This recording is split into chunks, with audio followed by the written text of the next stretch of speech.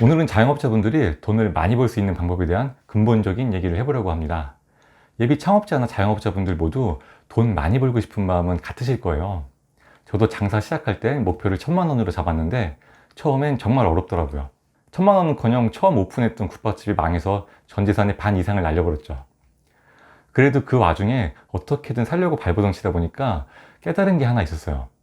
그리고 지금은 식당 6개를 운영하면서 회사만 다닐 땐 생각지도 못했던 수입을 올리고 있습니다. 돈을 많이 버는 방법에 대해 제가 깨닫게 된 이야기 시작해 볼게요. 우선 대부분의 자영업자가 돈을 많이 벌지 못하는 이유를 저는 이렇게 생각합니다. 누구나 할 수 있는 일만 한다 라는 것 때문이라고요.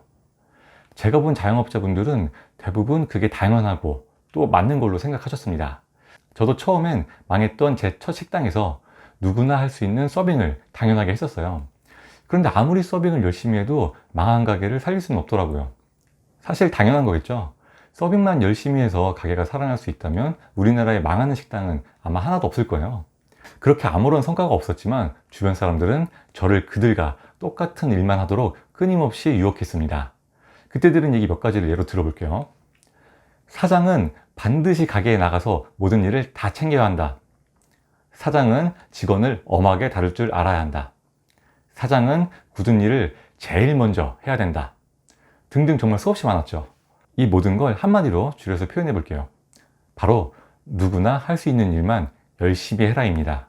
그런데 참 아이러니하게도 그분들은 항상 자영업이 너무 힘들고 다들 죽어난다고 하시더라고요. 그렇게 힘들어 죽겠다고 하시면서 왜 자신들과 똑같이 일해야 한다고 하는지 솔직히 의문이 들었어요. 아마도 그분들은 자신들이 그렇게라도 하니까 험난한 전쟁터에서 버티는 거라고 생각하셨던 것 같아요.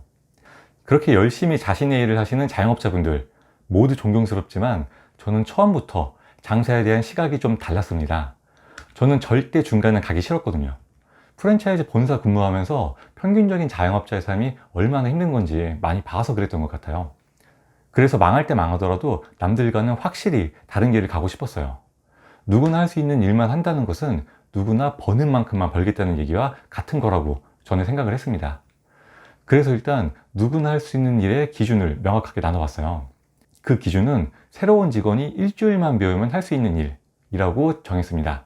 그렇게 정해놓고 보니까 설거지, 청소, 서빙, 요리, 카운터 보기 등등 제가 했던 대부분의 일이 누구나 할 수 있는 일이었더라고요.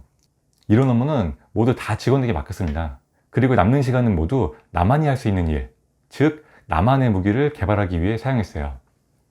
그런 무기를 갖고 창업했더라면 훨씬 좋았겠지만 창업 전에 미처 그런 생각을 못했었죠.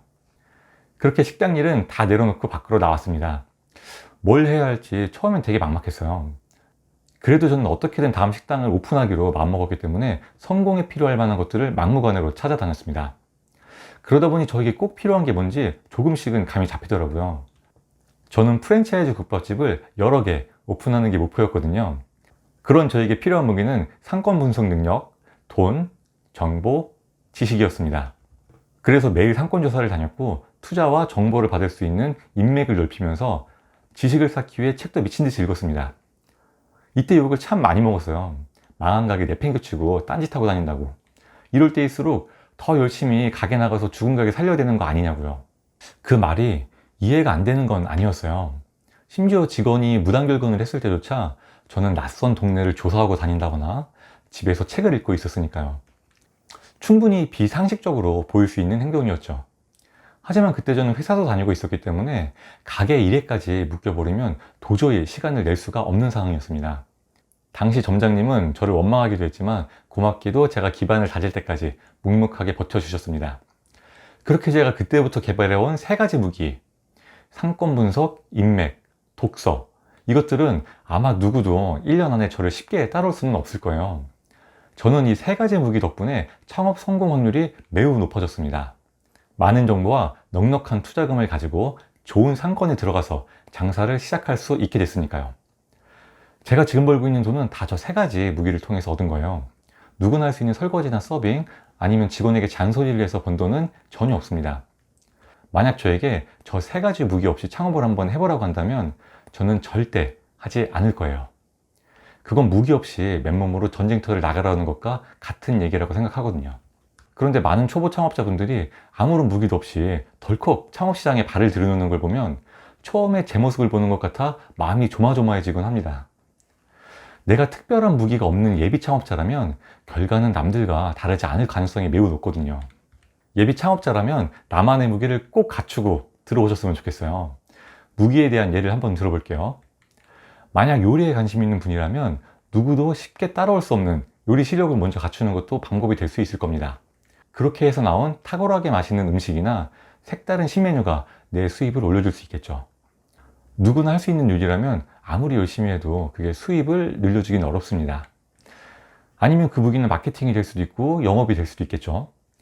구체적인 방법에 대해서는 앞으로 제 채널에서 더 다뤄볼 예정입니다. 하지만 미리 장사를 하고 있는 분들은 시간 내기가 굉장히 어려우실 거예요.